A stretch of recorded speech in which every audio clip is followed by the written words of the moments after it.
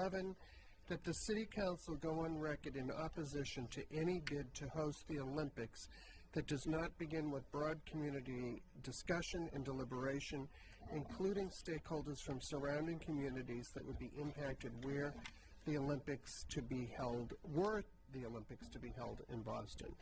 This was introduced by Councilor Chung and Councilor Kelly, and it was pulled by Vice Mayor Benzin. Thank you, Mr. Mayor. Through you to Councilor Chung, I have just a couple of questions before engaging in debate on this particular policy order. First question is that, so my understanding is that this bid has already been submitted to the Olympic Committee.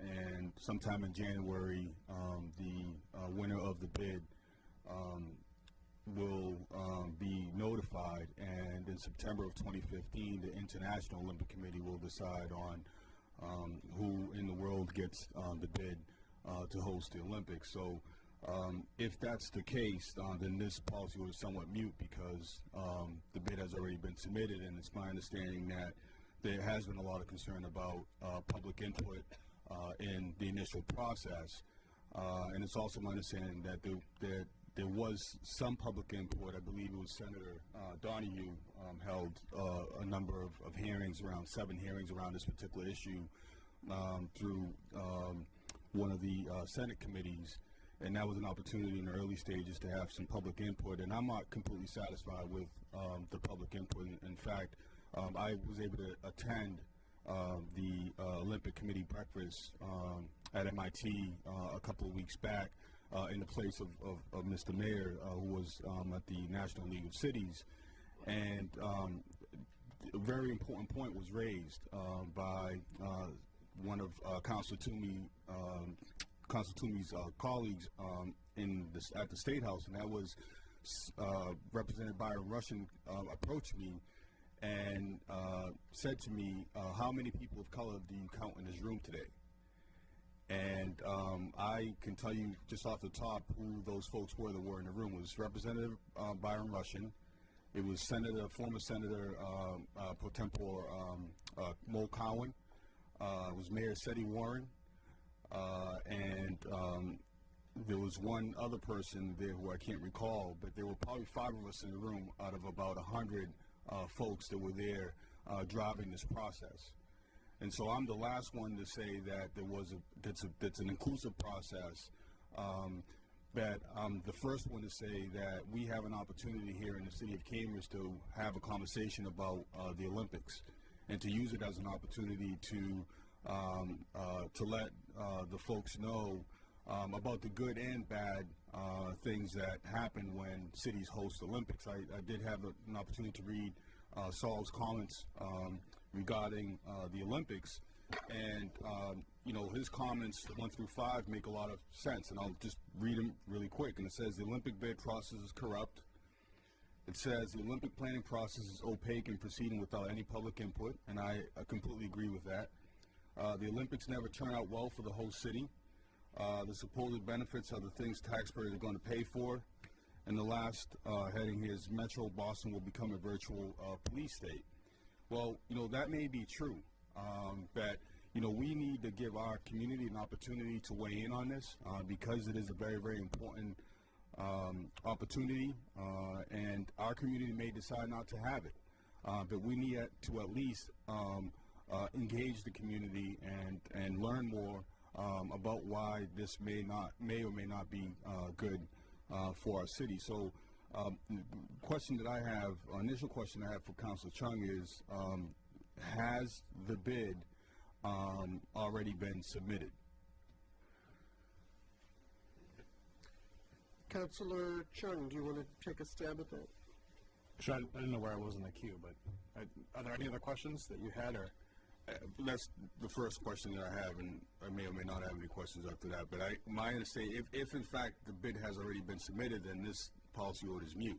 Well, so I don't think this policy order is moot.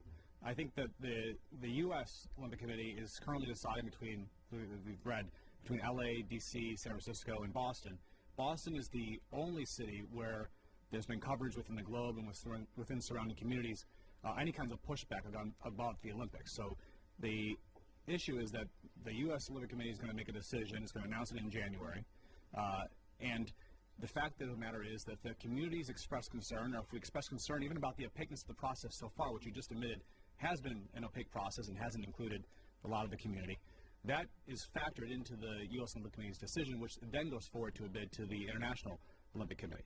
So they're bidding already, and as you just stated, I think the problem is they haven't included communities. This would have a huge impact on Cambridge. I mean, we're already talking pretty much every week about traffic and development and housing and job creation, and this would have an adverse impact on the city of Cambridge. We're right over the border. And this is all for essentially, you know, a 3-week party, a big party. And we're going to be spending, besides the immediate impacts in terms of traffic and congestion, you think the roadways to Boston are bad. You think it's bad now when there's a ball game at Fenway and the traffic backs up all the way Mass Ave to Central Square.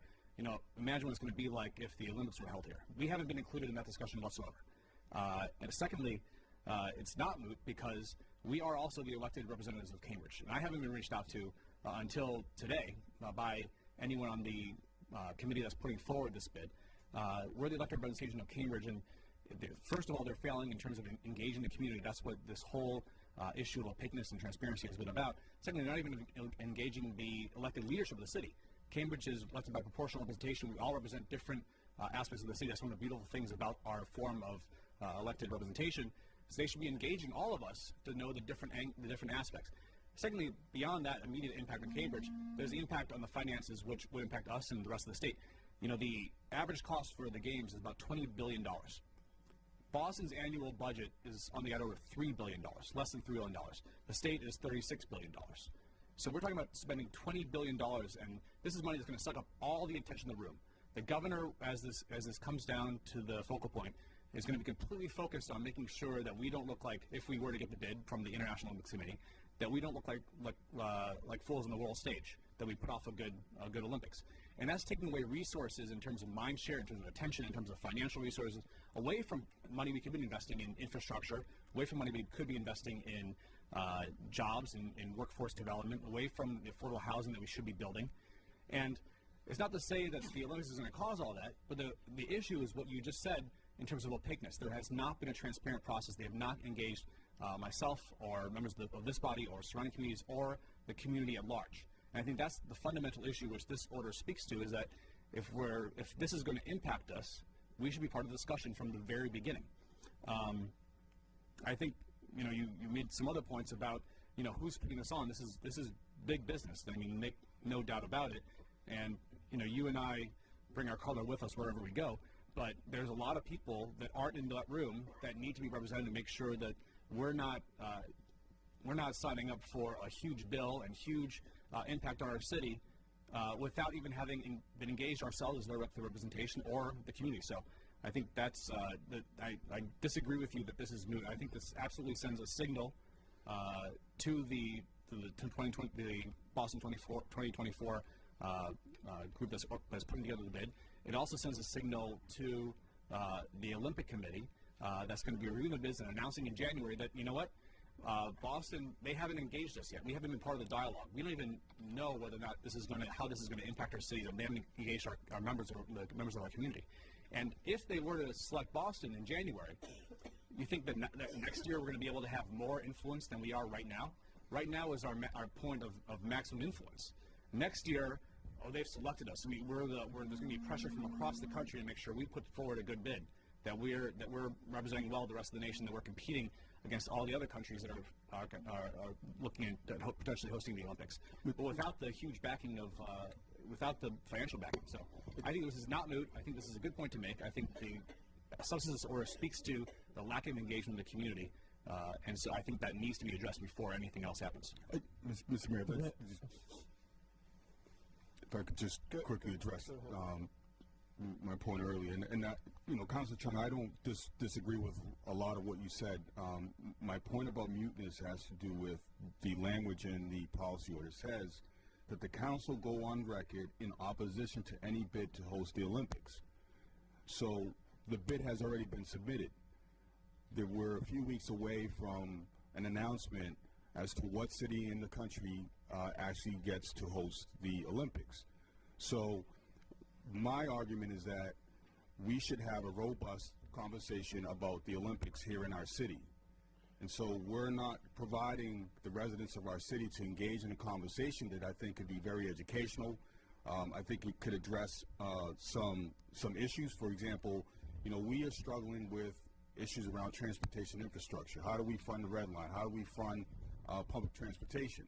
Well, one of the things that may come out of a conversation is that there may be folks in our city that are willing to live with the inconveniences of the Olympics being hosted in Boston if it means that we are now going to invest more money in public transportation.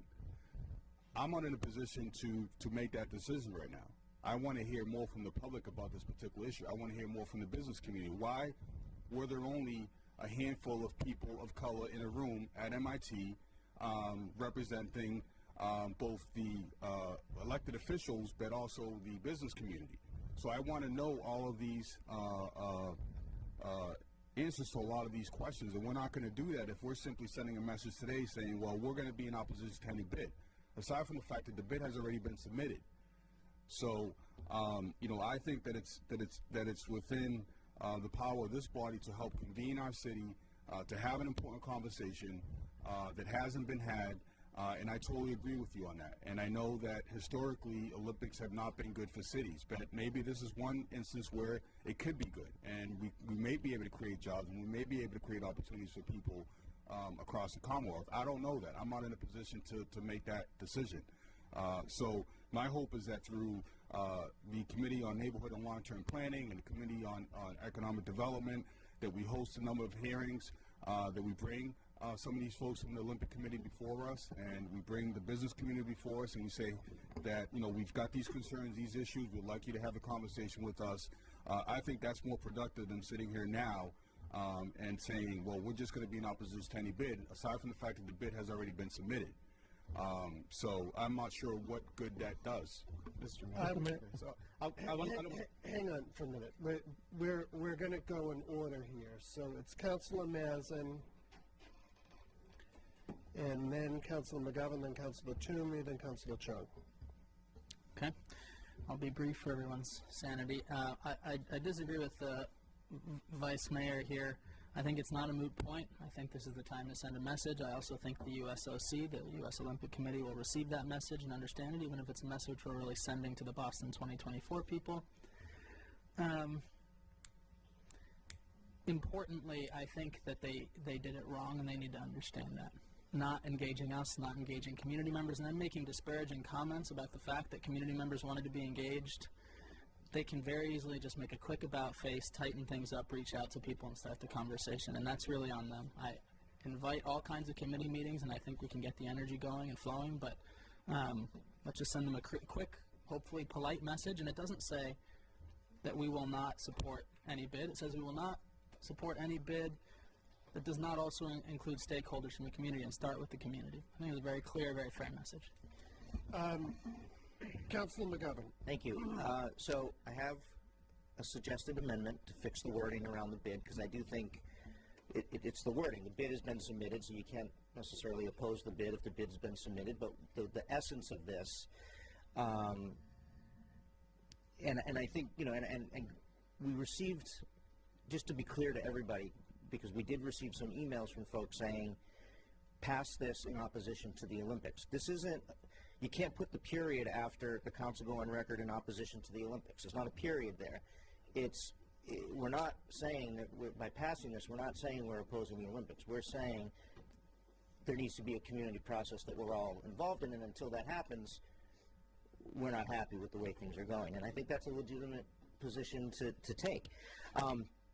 A little walk down memory lane, in 1984, when the Olympics were in LA, Cambridge hosted the first round of the soccer Olympics. I was a ball boy in high school for that, and it did have an impact on, you know, used Harvard Stadium. The athletes were put up in Harvard housing. You know, many of us referred to it a couple times, came back from Austin. That is this huge, I mean, when other communities around the country host the games, these are huge communities with lots of space. There's no way that Boston I mean, this is going to be in Cambridge, it's going to be in Somerville, it's going to be in New Hampshire, it's going to be in Providence, it's going to be in Foxborough, you know, which in most other places is sort of one city, but in where we live, it's going to include multiple states. So I do share some of the frustration that we weren't reached out to as elected officials to say, you know, look, you're going to be impacted by this. Now, I don't think all of those impacts are going to be bad. I mean, the fact is there'll be a lot of business. We will sell more Harvard sweatshirts in those 3 weeks that are going to be good for small businesses. I mean, I'm not sort of saying that this is all terrible. The point is, we don't know, right? Councilor Chung talked about, you know, the $30 billion. What did he say? $20 billion. I'm sure that some of that, you know, the bulk of that money is going to be private investors, right? But again, those are the conversations that should have been, surrounding communities should have been part of this process sooner. So, you know, I am in support of this, but I'm not saying that I'm in support of boycotting or, you know, opposing the Olympics in general, because I don't have enough information. So what I would like to suggest, Mr. Mayor, is that we change the wording. So it currently reads that the council go on record in opposition to any bid to host the Olympics that does not begin with broad community, blah, blah, blah. Instead, we say that the council go on record in opposition to Boston hosting the Olympics until broad community discussion. It takes the bid out. We're saying we don't, until there's a discussion, we're not going to sign on to this. Maybe after the discussion we will. But until we have it, how can we? So I think that takes the bid piece out of it. It's a little bit more direct, and it leaves the door open that we may end up supporting it based on what we talked about. Mr. Mayor, Councilor Toomey. thank you. I propose to go further, that we just pass a resolution saying that we oppose Boston hosting the Olympics. I don't care. They can come and talk as much as they want to us. It's no effect at all on me, and I absolutely agree with Councilman Chung. His points. We should instruct the city manager and all departments and the universities not to cooperate in any way possible, and send that message to the committee. There are no benefits at all long-term to the residents of this city to host this. In all due respect, 5 minutes ago we were talking about prioritizing. If you think I'm going to be sitting through 10 meetings about whether we're going to host the Olympics, when I think of this most insane idea to come here, it just, you know, we're going to ask the manager and the staff about this hosting the Special Olympics. You know, prioritize is what it's all about. I just don't see any, and if they've insulted us by not even contacting us at all, what makes you think they're going to listen to us in the future? Now it's just window dressing on their behalf to say, oh, geez, we forgot all about Cambridge. Let's throw them a bone and say, oh, yeah, come to a meeting. Well, you know, I just don't see any positive thing for the residents of this city to get involved in this at all. And I strongly hope my colleagues would send that message to the committee that's meeting to decide, and if they feel there's going to be opposition from Cambridge, that might have an impact. But I just don't see how any positive benefits to our residents in hosting that without just mass chaos for the residents for a couple of weeks. We want, if you know, wherever goes and they want to host a soccer game in Harvard Stadium, fine. But to bring that whole thing from around the world, this is not. The Boston area is just not capable of handling that. So I just don't. I don't want to see our administration devoting their time for something. You know, another. What's it? 24, 9, how many years? 10 years away, and God knows where any of us are going to be. But I don't want to saddle that with the future residents and whoever the manager is. So I would just say, and that's would be my motion, that we just oppose it, period, and end it at that. Councilor Simmons. Mr. Chair, I would just say, remember the DNC. We fought to participate in that. We were really treated, like, in my opinion, like children of a lesser God. They got the bid because of us, and then almost totally left us out of the conversation. I will always remember that. So I passed that along to the makers of the motion, that although that was a lot smaller, I just remember how we were apart. I can remember like it was yesterday. And come to Boston, the home of the oldest university. And I said, last time I looked, it was in Cambridge.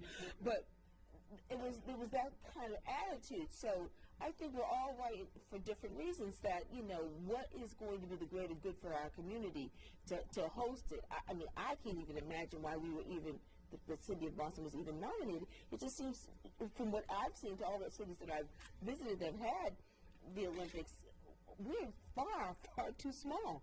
But again, just think back to the whole level of engagement we had during the DNC, and the DNC went very well. But what I wanted to talk about, what I mean when I say that is, we had to fight to get our hotels to participate. It just was a struggle.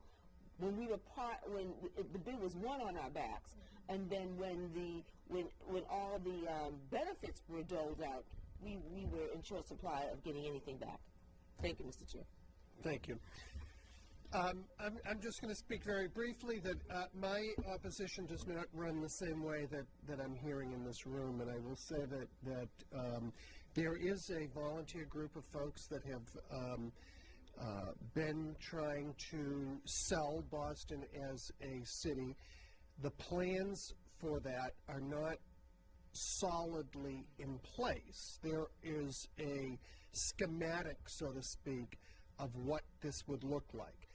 They have reached out, and I believe that both to the city manager, I have spoken with them. I know that the folks at Harvard and MIT have spoken to them.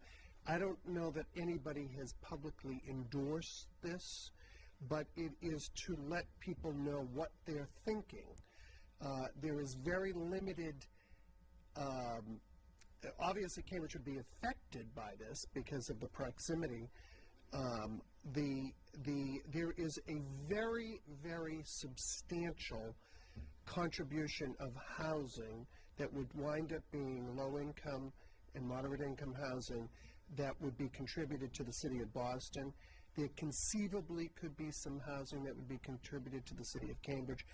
I think it's a worthy conversation. I don't know that we're going to solve this sitting around this table tonight, but I'm not against having the conversation, and I'm not against having the folks come here in presenting. But I'm not going to vote for this the way it's worded, because to me it starts off in a very negative way. But what I would say is that I think that obviously, the timing of this was putting something together where an application would be turned in relatively quickly. There is a 10-year time period between January and the Olympics, and I think that there would be significant input from the city of Cambridge during that time. But, Mr. Mayor? Councilor Toomey. Just on the point of your comments about the promise of substantial affordable housing. So that means when these Olympic villages are built, that we're just going to turn them over to low-income people. Actually, Councilor, and I understand the thought process, but I just find that a little, that these organizers are throwing that out there, that we're going to run. I think that's sort of insulting, but I will go with my amendment that the city council go on record in opposition to any type of contact with, in support of the Olympics. So there is a motion. So that's my motion on the floor and a roll call. There's a motion by Councilor Toomey, and he's asked for a roll call. Yeah, but that will come up if this...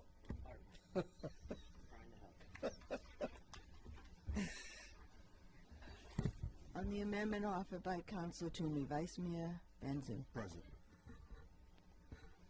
Councilor Calhoun. Yes. Councilor Chung. Yes. Councilor Kelly. Yes. Councilor Mazza. Yes. Councilor McGovern. No. Councilor Simmons. Yes. Councilor Toomey. Mayor Mao. No. And the amendment prevails on an affirmative vote with 6 in favor, 2 voting in the negative, and 1 voting present. Okay. So that completes that discussion. Motion, if there's no late, I think that there are late resolutions. Huh? and not, there was a substitute. wasn't there? I think that was considered a substitute.